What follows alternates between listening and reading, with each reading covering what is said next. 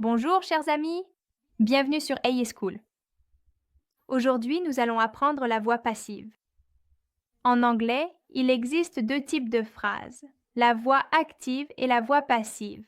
La voix active est utilisée lorsque l'on met l'accent sur le sujet qui effectue l'action, c'est-à-dire sur celui qui fait l'action.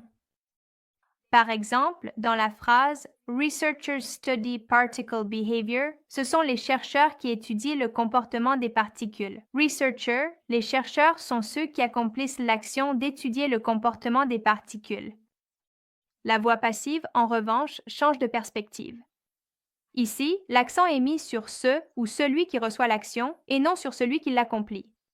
Par exemple, la phrase The data is studied by the researchers, les données sont étudiées par des chercheurs, met l'accent sur the data, les données qui sont le sujet principal et l'objet de l'action. Dans la voix passive, l'initiateur de l'action, les chercheurs, apparaît à la fin introduit par la préposition by.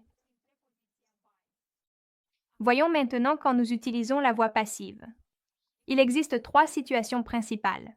Le premier cas est lorsque l'agent, c'est-à-dire celui qui fait l'action, est sans importance ou inconnu. Par exemple, The letter was sent yesterday. Il n'est pas important de savoir qui a envoyé la lettre, mais le fait qu'elle a été envoyée.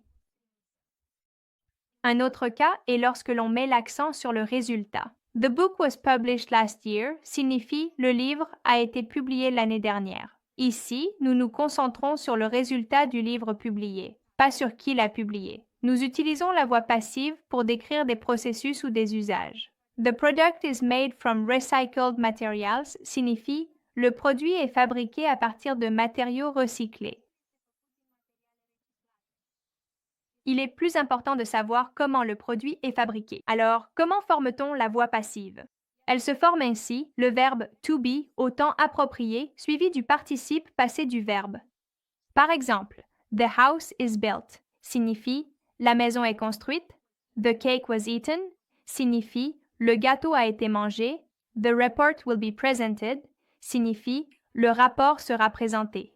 Ces exemples mettent l'accent sur l'action elle-même et sur qui ou ce reçoit l'action. Pour comprendre comment utiliser la voix passive dans différents temps verbaux et pour plus d'informations, consultez la leçon complète sur le site.